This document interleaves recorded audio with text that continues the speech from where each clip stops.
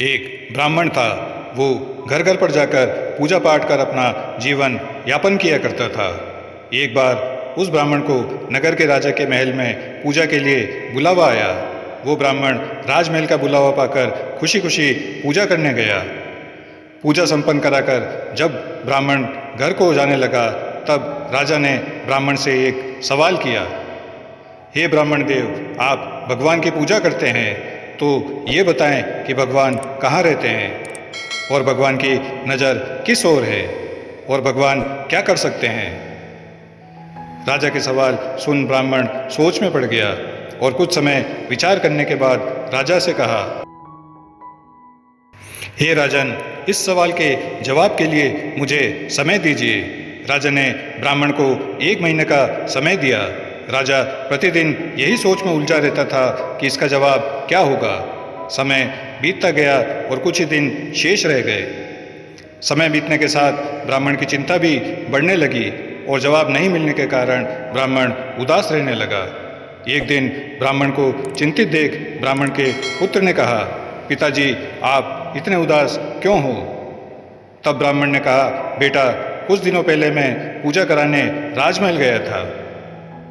पूजा संपन्न कराकर जब मैं वापस आ रहा था, तब राजा ने मुझसे कुछ सवाल पूछे थे। राजा ने कहा था कि भगवान कहाँ रहते हैं, भगवान क्या कर सकते हैं और भगवान की नज़र किस ओर है। राजा के सवाल का जवाब मुझे उस समय नहीं सूझा, तो मैंने उनसे कुछ समय मांगा था, जिसके जवाब के लिए राजा ने मुझे 1 महीने का समय दिया था और वो 1 महीना बीतने वाला है, लेकिन इसका जवाब मेरे पास नहीं है, इसलिए मैं चिंतित हूँ।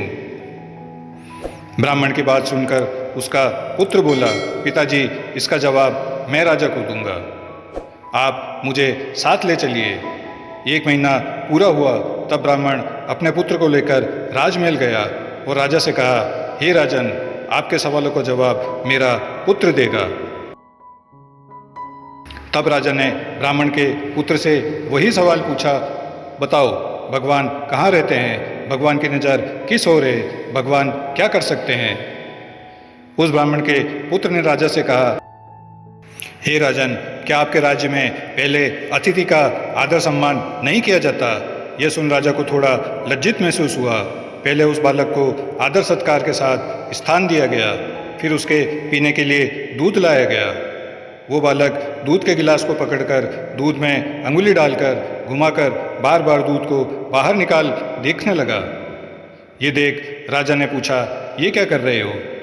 बालक ने कहा, सुना है दूध में मक्खन होता है, मैं वही देख रहा हूँ कि दूध में मक्खन कहाँ है। आपके राज्य के दूध से तो मक्खन ही गायब है। राजा ने कहा, दूध में मक्खन होता है, परंतु वो ऐसे दिखाई नहीं देता।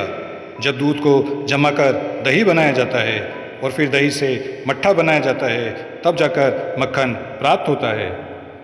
ब्राह्मण के पुत्र ने कहा, महाराज, यह आपके पहले सवाल का जवाब है।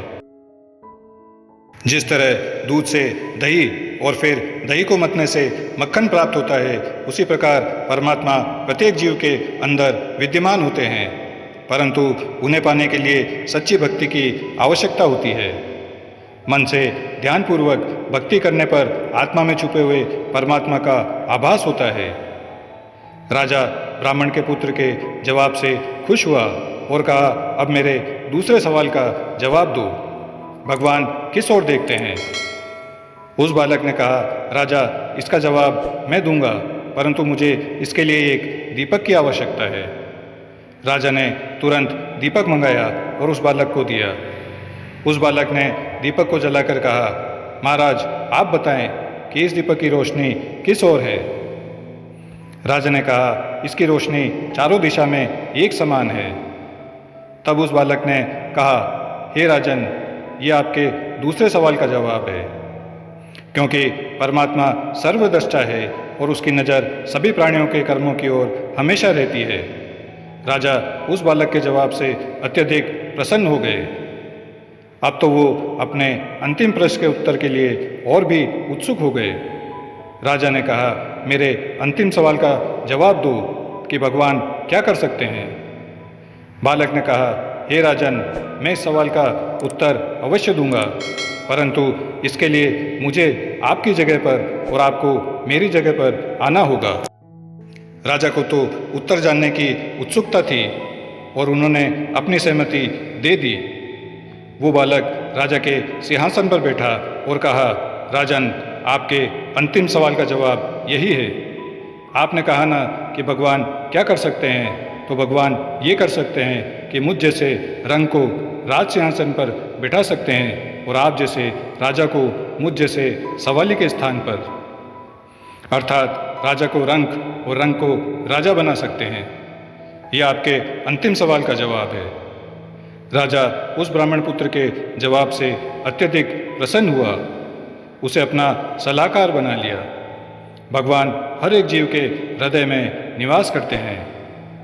परमात्मा के साथ प्रेम करेंगे तो वो आपको सही मार्ग दिखाएंगे।